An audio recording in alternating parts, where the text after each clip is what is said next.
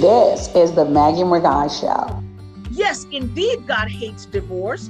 We know that. But God equally hates when his child is being abused.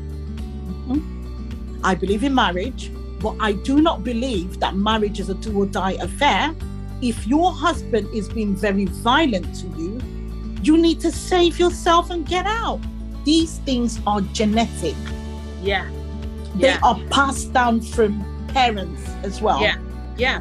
Because it was modeled for them. It was modeled for them. Absolutely. I just want to say on this platform, Maggie McGuy Show, you do not need to put up with violence. There is help out there.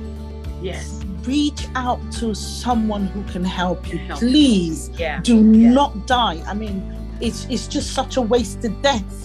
I'm going to read something Brother Israel was saying. He goes, divorce is not an option, but you can always take a vacation. Madam said the husband is a tongue-speaking believer, a tongue-speaking pastor. That's fine.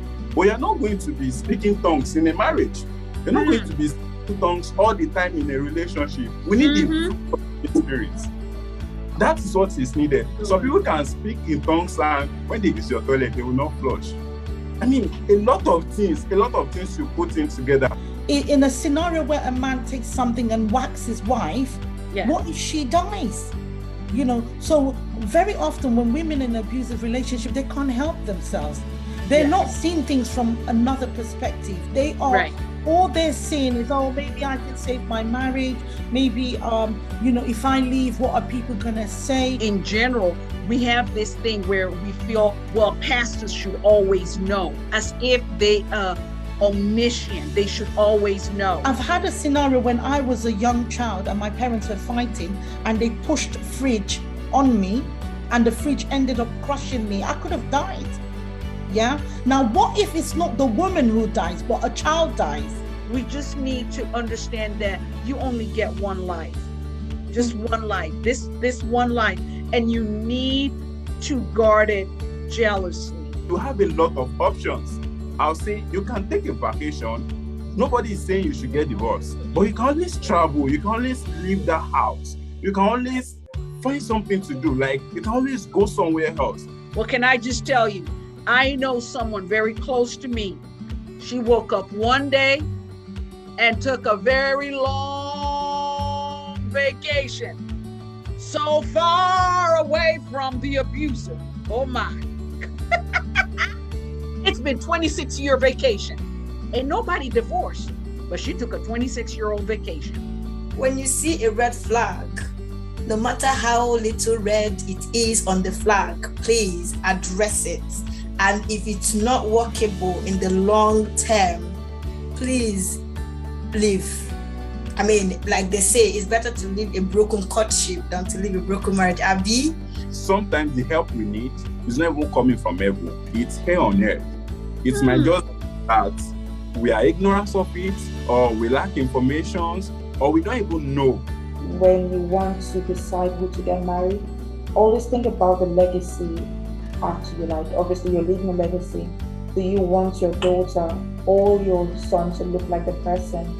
So we are always focused on the looks, on the outside, like, I want to marry a handsome man so that my children can be cute and all that.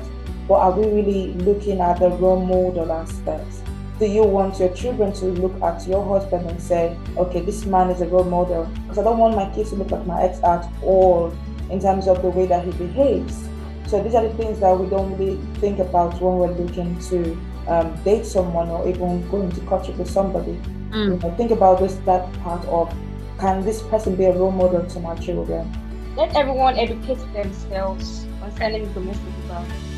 Because when you educate yourself, you get to know the triggers, you get to know what you are seeing, you get help. If you know that you've experienced domestic violence before, your father was abusive, you've been in an abusive environment, please go and see a therapist. And let me chip this in. Your pastor is not a therapist. Stop disturbing this man. Please, don't disturb them. The pastor is not satisfied.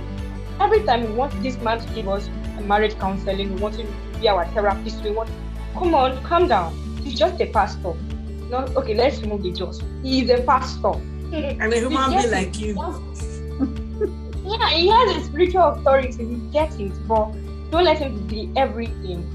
Go and see a professional. You know, some people want their pastor to be a financial mentor. They want their pastor to be a business mentor. He might not be learned in those areas. You reach out and you get a mentor. Listen, your life is precious, okay? Your life is precious, and you only have just that one life. Love yourself to give yourself a chance.